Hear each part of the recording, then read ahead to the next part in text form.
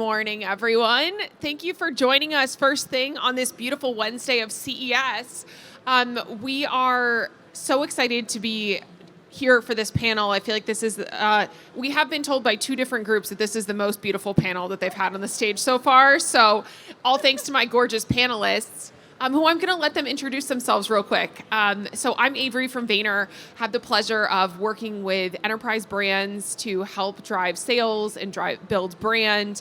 I've been with that company for 9 years, and if you are around today, please pop by Toca Madera if you want to get a taco and hear from Gary Vee. Now, my friend right next to me, an incredible Las Vegas-based creator. Can you introduce yourself? Hi, I'm Mckenzie Westmore, co-founder and face of Westmore Beauty. I actually started off as an actress and opera singer and transitioned my way into following my family's history, which invented the Hollywood makeup artist 120 years ago. So I wanted to carry that history on. I'm currently on QVC, TikTok Shop, and Amazon, and WestmoreBeauty.com. And soon to be on LTK. Well, I got a chance to speak with her backstage. Her story is quite inspiring. Hi, everybody. I'm Reesa Lake, VP and Head of Creator Agency Partnerships at LTK, formerly known as Like to Know It, formerly known as Reward Style. We've gone through a few rebrands, but we are the largest global creator platform.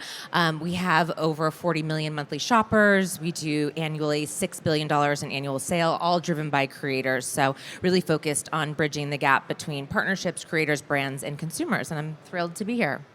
Amazing. My name is Janesha Moore. Hi, everyone. I am a full-time creator in the lifestyle and fashion space. I own and founded The Strategic Influencer, which is a platform that teaches creators how to generate consistent revenue through affiliate marketing without relying on brand partnerships. And I also own a faith-based brand called The Merciful Collective. And I'm so happy to be in this conversation. This is the perfect panel to talk about how the creator economy goes shopping. We were talking about revenue and affiliates already in the introductions. So let's start off with a question for everyone. We're just wrapping up the holiday season, though it already feels 500 years behind us. What is one shopping platform or feature that you leaned into this holiday season that you found interesting? Maybe we'll start with you, Mckenzie. Okay. We definitely leaned more into TikTok. QVC obviously is our mainstay, but TikTok Shop is really something that has blown up for us. We were just named one of the top body products being sold on TikTok Shop right now. So it's been an honor to jump on there, going from QVC to infomercials to now doing TikTok. It's always that transition, but very fun, and I'm loving this new platform. And I'm going to double tap a little bit. Maybe you can share a bit with the audience about your brand. So Westmore Beauty is very much, it goes beyond just your traditional cosmetic company. It's more problem solution.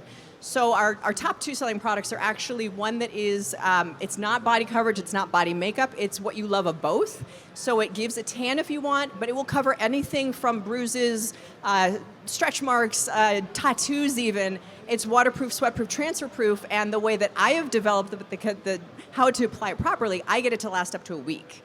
Clinically proven 72 hours. So that's one of our big products. The second one is called 60-second eye effects.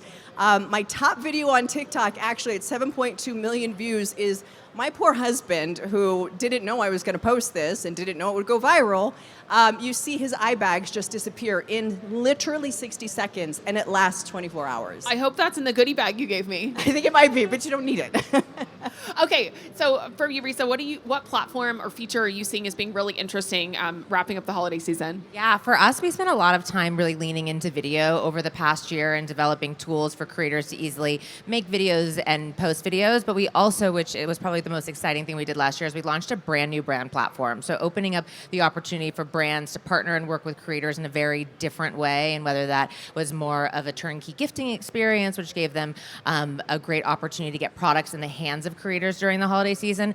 And this new brand platform we launched all free to brands in Q4. And then on the creator side, really building tools that allowed them to connect with their communities. So two-way chat, where they're able to actually now build these kind of sub-communities within LTK. And on the consumer side, we launched consumer profiles. So now as a consumer in LTK, you can see who are your friends that are in LTK, who are they following, to really make that connectivity, which at the end of the day drove commerce for our brands, for our creators, and got more products in the hands of our consumers. Yeah, you can follow along your stylish friends, see what they're really shopping. Yes. And I love that you mentioned that community, because as a creator, I really lean into what my community is looking for, especially during the holidays. asking them on my live channels if I'm going live, asking them in LTK. We have the channels, the broadcast channels there. So the ability to be able to specifically ask, hey, what are you looking for, so I can source and find it, because as a creator, I'm a person who is of service. I am a service provider. I'm doing what you need. I'm showing up in that way. So I really lean into that, all year round, but definitely during the holidays as well. Yeah, and you talked about community, and one thing that we're really focused on is how do we help other consumers and shoppers build communities within the LTK ecosystem. So within chat, if they're asking you about a beauty product and you posted about it, and then they start having like this sub conversation about whatever that product is, then maybe then goes off of what the product is, and maybe a trip that they took, or where they're going, or where they bought it, really being able to build these other sub communities. Exactly, and I think that a lot of platforms are realizing that it's not about virality, it's about leaning into that community. So even YouTube has launched like the community channels and all these different channels. I know that I do more even offline, having a Discord channel, so I can lean into that community even more and harness what I already have, because they trust me, so we can go even deeper offline.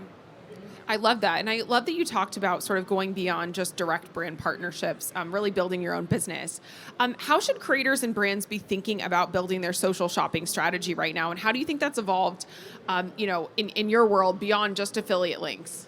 100%. So for me, because I started off doing affiliate marketing, I could not get a brand deal to save my life. Affiliate marketing really became my bread and butter, still is to this day, even with the brand partnerships. And so from there, I learned that, okay, I'm very passionate about influencer integrity. With the trust that I have with my community, how can I continue to just nurture that? And further, of course, further from affiliate marketing, which, I don't know, affiliate marketing is my heart, so I don't know how I would say further from that. But those outside spaces, newsletters, Patreon just built out a shop feature. Like, there's so many different ways that you can still have that community commerce without having to worry about interrupting someone trying to get entertainment online. Yeah, and Reesa, from your perspective, like, I know I am a power user of LTK.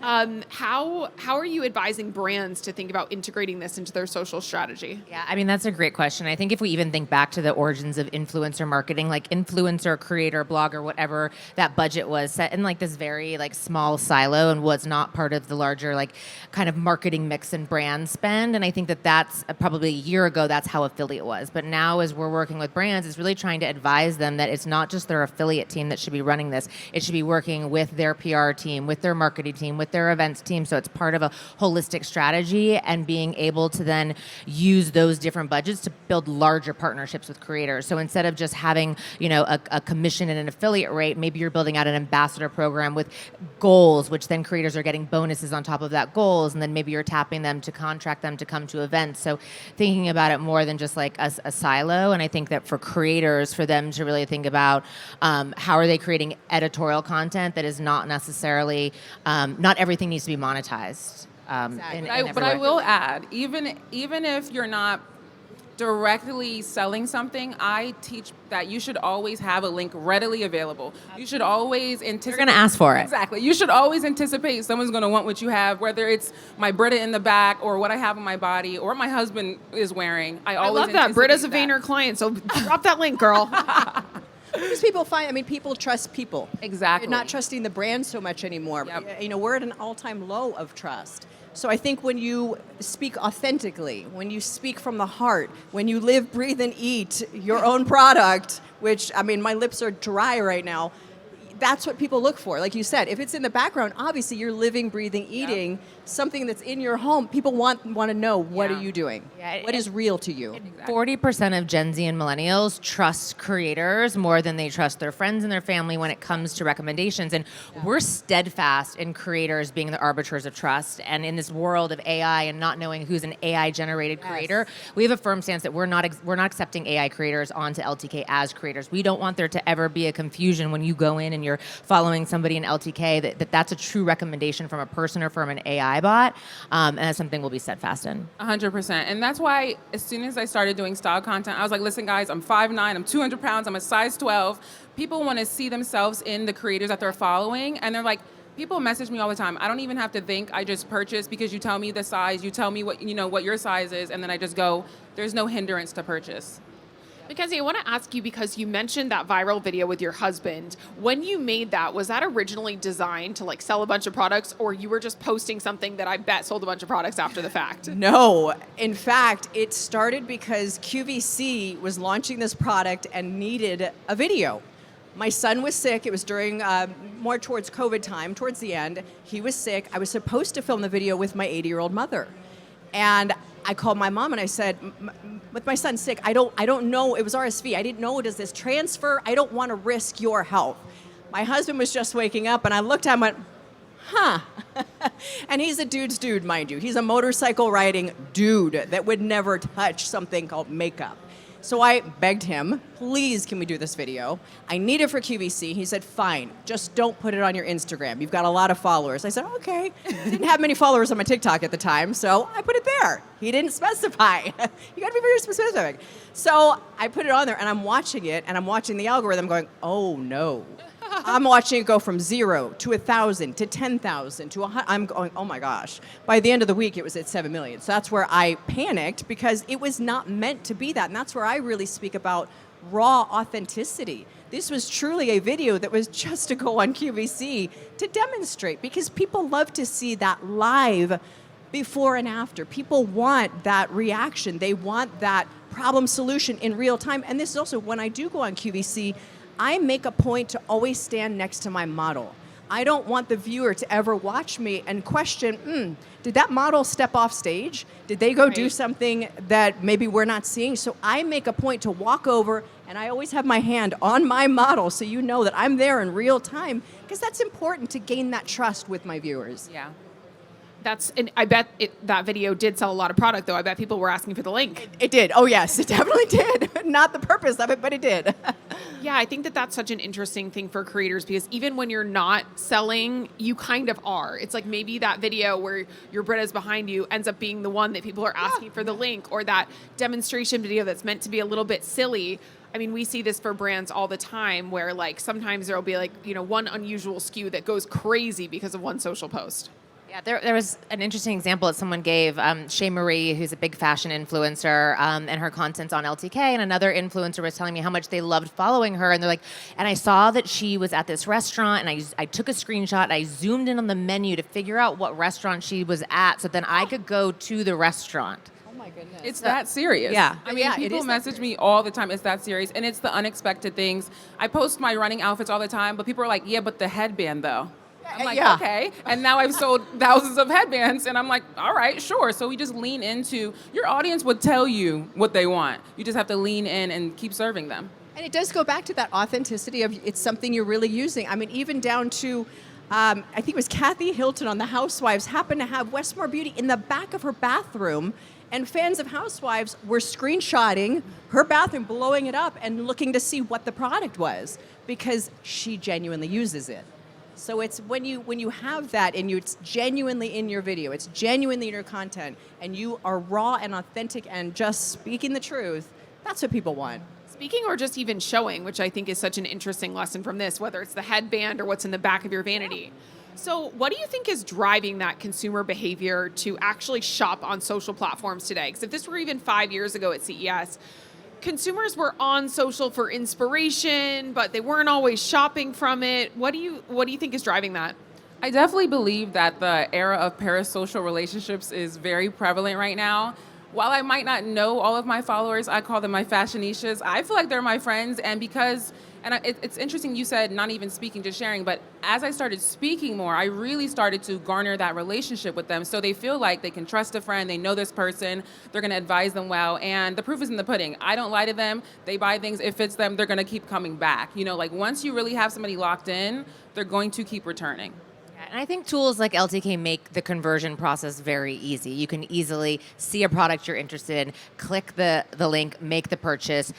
Even on Instagram, if you like something and the creator's using LTK DM, they're automatically get a DM of what that product is. And then furthermore, in LTK, we build out tools for consumers to like a product or follow a product, so then they could go back the next day and purchase it, versus like, are you ever going to go back and reshop from a screenshot? Probably not. Right. But we condition consumers to then use LTK as almost kind of like that save of products that they want to purchase later. I think, definitely too, agree. Go ahead. I'm sorry, since the pandemic, obviously, we've all gotten so comfortable being at our homes and going online. It's now become the norm that we scroll and we shop. And I think the big thing is show the problem, solve it, let the audience feel seen. Let them see themselves in what you're talking about and showing to feel that they are being seen. Yeah, it's almost like a recommendation from a friend that's easy to buy. Like you don't need to go into like a beauty counter anymore and have someone tell you. Though sometimes you might want to go to Sephora and see what's out there. And 100%. That behavior change has become so clear since post-COVID. Yeah, but even the workflows, I love that you mentioned with the LTK because I have a strong workflow where they don't have to work hard. All you have to do to get a link from me is comment on my post. I set up my automation in Manychat. You'll get an LTK or Shopify or Amazon link, and then boom, you're out the door. So even making it easier for consumers, it's like trust and workflow on my end equals lots of money, but also that established trust. Like you have to break down the barriers of purchase, and then they will just keep coming back. Yeah. Very true. Okay, y'all, so you're experts in this space. What turns a post from I like this to I'm buying this? I think it goes back to trust. Do you trust this individual? I don't know that there's this woman, Helena, Brooklyn Blonde, and I trust her implicitly for beauty. If I know that I need it, my girlfriend asked me, what under eye patches should I get? I said, I don't know, let me text Helena or let me DM Helena. So I think the trust is what really gets me there first. And then just knowing that this person, that I'm following them, and I know that their aesthetic fits with mine and I'm aligned with, their same practices in beauty. But I think it really goes back to trust. Yeah. I agree. It very much is trust. You can't just think that you can just go on and just sell something. I think the more honest you are, the more raw, the more relatable, the more real. As the creator of a beauty brand, years ago, I was having a problem with facial fillers.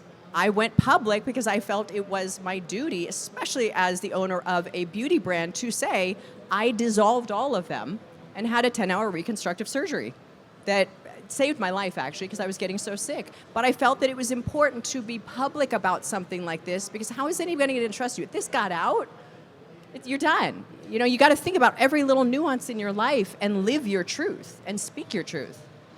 I love that. And I would say for me as a creator, and before I was even doing full-time creating, I would see people online, and yes, I thought it was cute, a vibe, maybe more aesthetic, but I wanted to be a true resource for people as a creator. So that's why I put my information out there. I put my weight and my height out there because I wanted to be a mirror for someone and show them that you can dress like this, you can feel beautiful at this weight, at this height, etc. And so from there, I was able to just continue sharing authentically. I think the theme of this panel is trust. It's trust. And it's so true, but making it easy, understand your community, because I'm also not selling things at a price point that are just out of reach. Like I'm also very realistic. I talk to my community. So all of those pieces garner that relationship. I truly feel like I owe something to my community, and I'm happy to serve them. So that continued fostering is what happens, yeah. How do y'all think about the comments? As a consumer, the comments are a huge factor for me in terms of like, okay, great. So I'm reading about this lip product. It seems great. I like the creator. I like who's the affiliate partner. But then a lot of times I'll read the comments to sort of like are other people saying, I tried this, love it, like I'm ordering more, or people are like, actually, this didn't work for me. How do y'all think about comments and as creators, comment moderation and jumping in there? I think it's very important to keep on top of that. I even though it is a big job, I myself personally will handle a lot of those comments. And you also do them live, right? So when you're doing a live, you're seeing everybody's inputs. I'm seeing it, and I will respond. And I've even gone so far with people that I feel they go the extra mile to be negative. I will actually invite them. I work for Gary Vee. Trust me, I know. Yeah, you get it. You get it.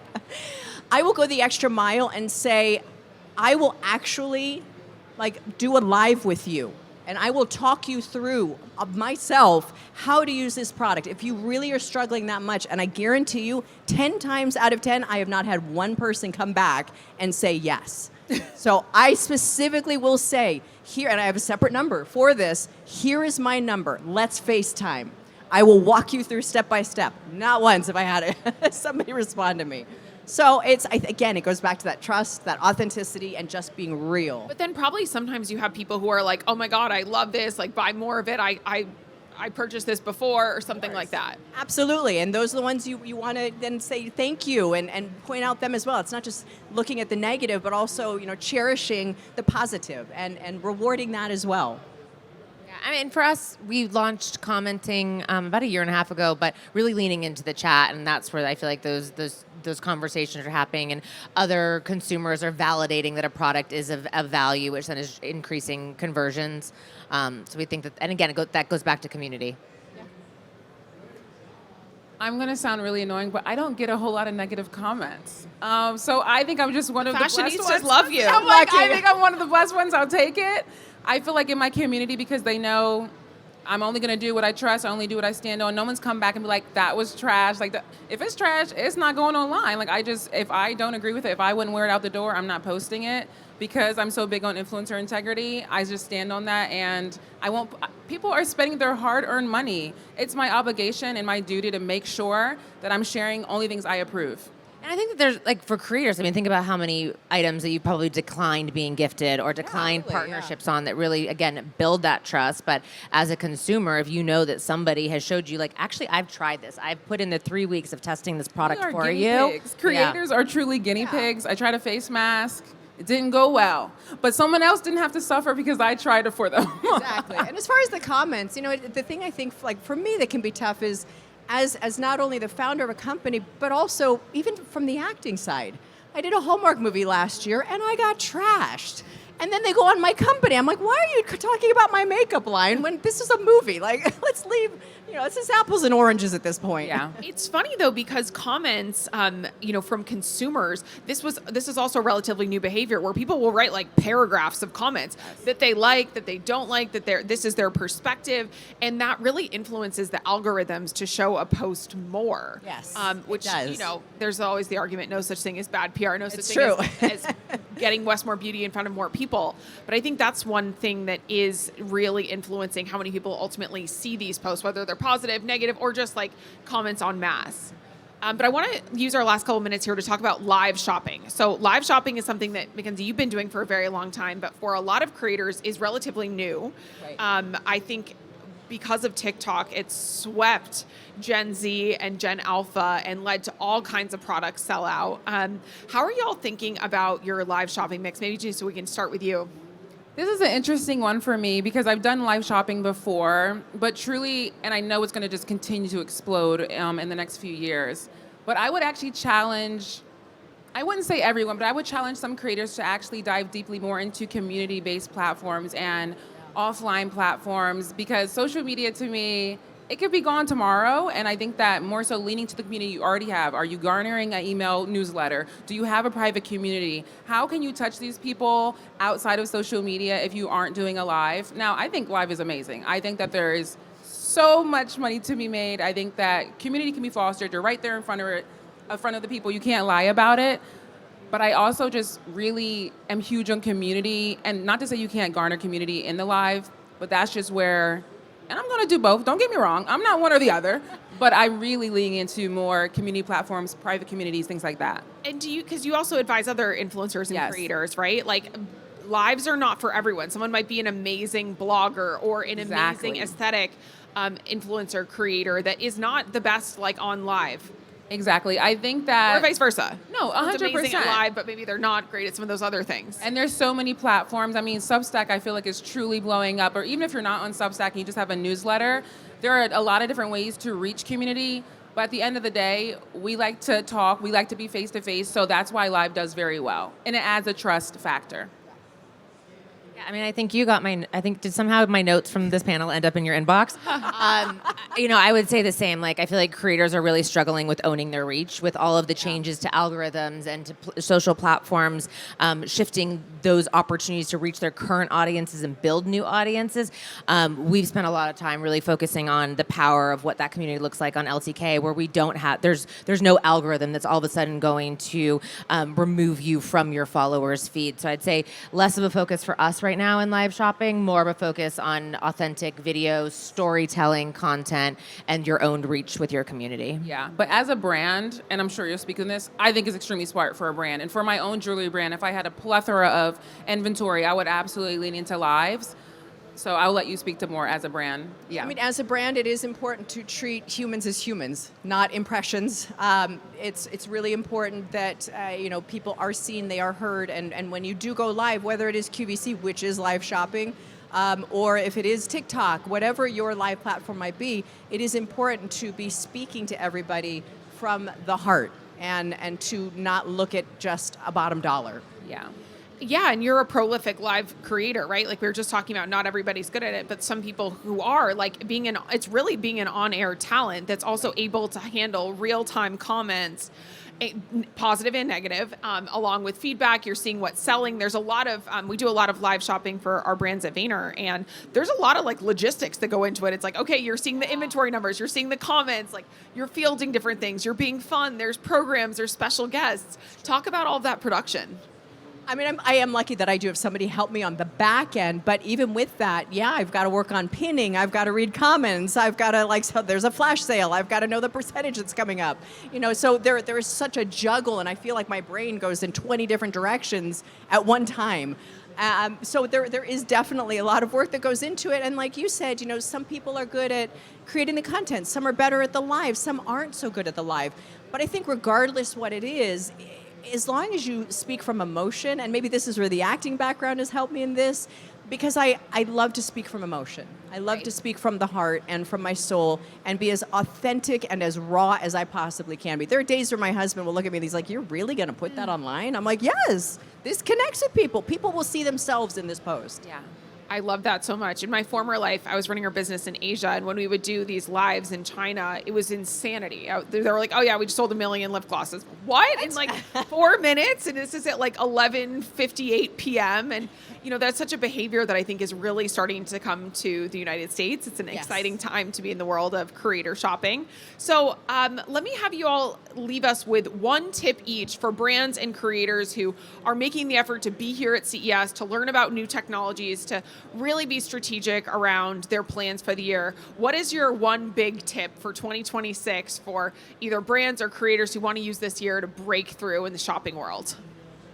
I would say for brands to make sure that they're really thinking holistically about how creators and commerce fall within their strategy, and how are you using data to make those informed decisions. There are so many creators, and there's so many different ways that you can work with them, but being able to use the data to identify really who's going to move the needle to penetrate your current audience, and then who are maybe creators that you're going to use to penetrate new audiences.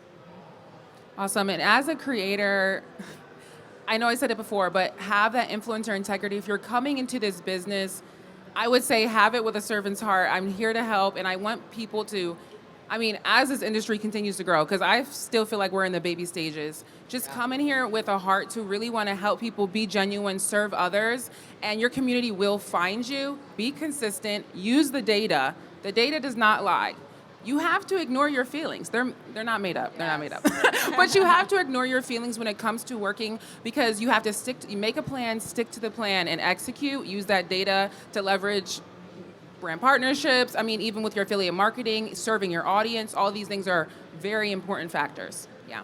It really is. And I know it's to quote Gary, but we are at an all-time low for trust. And it's very important, whether it is creators, brands, whatever it is, it's to hone in on that trust and to, I keep saying it over and over, but that authenticity, that rawness, to really speak from the heart, because that's what's going to connect human to human, and that's what will speak to everybody else. 100%. Yeah, and it's not one size fits all for brands or creators. If you Correct. try to do that message that you've seen someone else do, Brooklyn Braun is not going to work for someone else, right? Correct. It has to be something that's really authentically you. And are there any things that you all are hoping to pick up this year at CES? Amidst all this tech and buzz and robots, anything you're here to pick I up? love the power of building relationships, and I think that even the opportunity to get to meet Janesha and to meet you on this stage and meet you, there's a true value in the network that you build, and that's been my highlight of CES. I've also been running through all of the halls, so I've missed all of the robots and all of the AI experiences, so hopefully I can get some of that this afternoon. 100%. I'm excited to be here. I love to be surrounded by things I'm not extremely familiar with, because that's how you grow, learn, and expand. So I'm just happy to be in the building and to talk and walk around and see what's here to offer. Honestly, this panel. This is what I was looking forward so to. bad. I mean, really, even when we all jumped on the phone, I was like, I don't know why I'm here, but but no, genuinely, just to be able to be up here with three powerhouses, I'm honored. So Yeah. thank you. And you all, as the audience, are some lucky guests. I think we have some special goodies.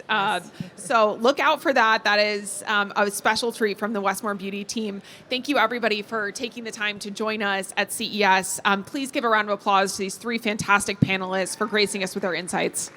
Thank you. Thank you. Thank you, everybody.